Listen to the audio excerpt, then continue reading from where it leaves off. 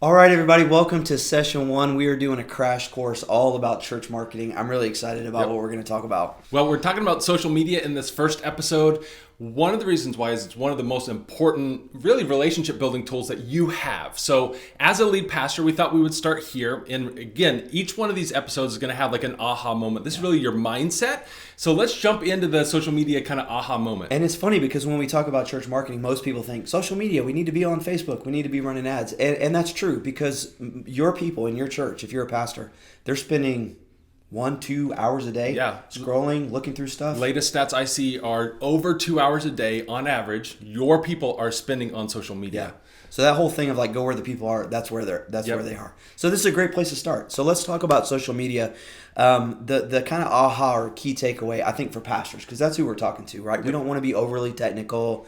You know, what time should you post? I mean, listen, you're a pastor in a church, you got stuff to do, but there is a big idea that I think if they grasp it, it'll help. Yeah, and it's this, that social media is not a megaphone for your church announcements, okay? Not. Just, again, emphasize not. What it is, what you really need to think about it is a coffee table for relationships. So that's the big aha moment, because I think a lot of pastors have this misconception that, we just need to be posting all the time, every single hour. We need a never-ending run of your announcements, and then that's what effectiveness is on social media. And we're here to say, hey, time out.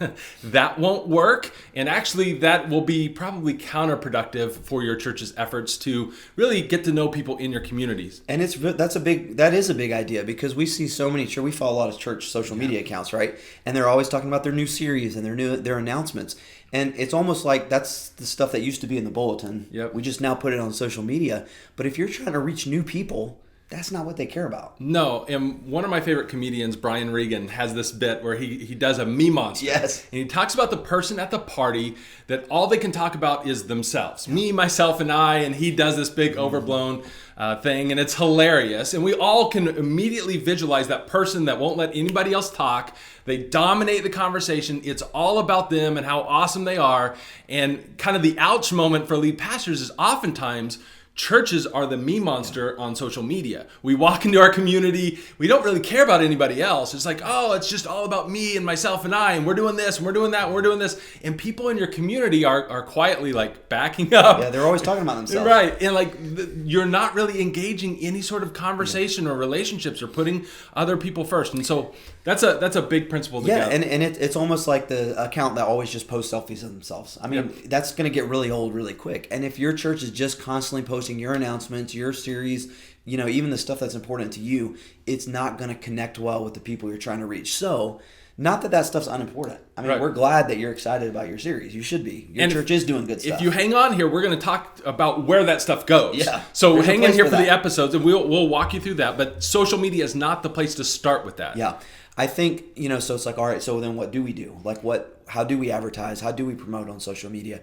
And I think and we're seeing churches do this too, is they're getting better at talking about their community. Yeah. And if your church is embedded in your community and doing good work in your community, then that's where your content should come from too. And ironically, the less you post about yourself, the more other people are going to notice, because you're talking about them. Yeah. Yeah. And so again, as a lead pastor, one of the things that you can do if you have a volunteer team helping you is say, hey guys, let's make this a conversation. Let's make this about the church getting to know our community better and people in our community better first, as opposed to it all being about the community getting to know the church. Okay. Yeah. So just really shift the mindset of you and your team and your volunteers. And you've got some great ways that churches can do this, some simple action steps. Yeah. And I mean, and we see churches doing this. When the high school in your town is having a play, post about it. When there's a restaurant that opens, new grand opening, go there and take a picture of the outside. That's tag all the people, ask your church to go there. There are so many things that you can do to make your social about your community. And in turn, that will actually work better for promoting your church. And get this, because this is a biblical principle. So all you lead pastors are going to be like, you guys know the law of the harvest. You see it all throughout the Bible, the sowing and reaping, right? You reap what you sow, you reap more than you sow, you reap in a different season that you sow. So if your church is always frustrated because you're like, nobody shares our stuff, nobody engages with us, nobody shows us love, could it be that you're actually reaping what you're not sowing? you're not engaging with other people. You're not sharing. You're not being generous with your comments and conversation and likes and loves. You're not giving shout outs to other nonprofits and local businesses. So when it comes to something that your church is doing, nobody else, you're not reaping any of that. So we probably would say, hey, hit pause on any sort of self-promotion. Go and just start loving on other people, giving them the spotlight, saying, way to go, that's awesome, we're cheering you on. All those examples, highlight them, show them love. And guess what?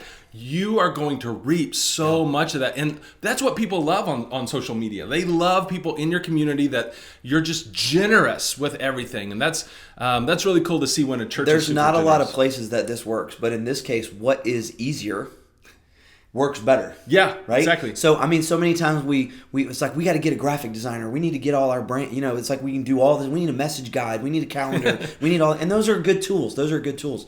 But as a lead pastor, somebody who's leading an organization, if you can help the people who are helping you run this, let's make our social about our community, not just about our church. That's a game changer. Yep. And it's easier. Yep, so much easier. And let me just give you a hint. Those beautiful graphics that you've spent so much time, money, energy, resources on, they don't work on social media. I'm telling you, I look at a ton of different church accounts. We run ads for a lot of church accounts. They are some of the worst investments. If you're trying to get people's attention, stop the scroll, get engagement, conversation, they're one of the worst investments that you can make on social media. So a little tip there, spend more time, make it personal, make it conversational. At the end of the week, have your team ask this question. Do we know more people in our community better? Like at the end of the week, you should know Michael's and Ryan's and Jamie's, and you should know those people better than you know Hootsuite, okay? So if you go throughout a week and you're doing all of this and your team's doing all this activity on social media, but you don't actually know more people, you're doing social media wrong. You're doing the media part, but you're totally missing out on the power of the social part. So let's make this simple. At the end of every one of these sessions, we want to give you kind of some simple action steps that you can take. And so whether you're a big social media fan or your church account, whatever, however that works for you, here's one challenge I would have. Is go show your community some love this week. I mean, literally go follow local accounts, follow local restaurants, follow local nonprofits, follow local schools, schools and those kind of related accounts, and like their posts. Yeah. Like literally just do that. That's a huge step in the right direction. Yeah, and a lot of pastors will ask, should I be following the people in my church, people in my community? Yes, it's a relationship building opportunity. So absolutely, yes, ministry flows out of relationships. Social media is a perfect place to develop those relationships. So follow people back, show them more love than you're worried about you and yourself and your accounts. And guess what? That's probably one of the fastest way that all those things that all the vanity metrics that we want, that's probably the fastest way to actually get there. Now we're going to do another session coming up, and we're going to talk about, well, where do we talk about the announcements? Where do we post? I mean, we got to let our church people know what's going on as well too.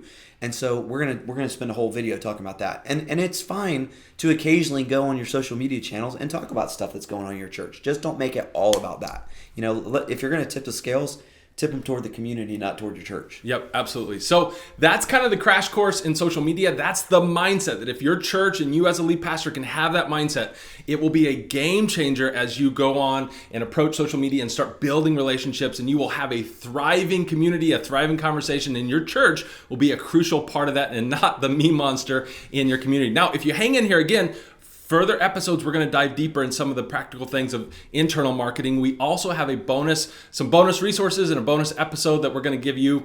Kind of this really cool thing called Facebook favorites. We'll explain that kind of in a bonus episode. That can be a game changer, but we wanted to really focus this episode on this mindset of making it about other people, making it about relationships, conversation, and community. And you can do it. You can do it, and it will make a difference. So, good stuff. All right, guys, we'll see you over in the next episode.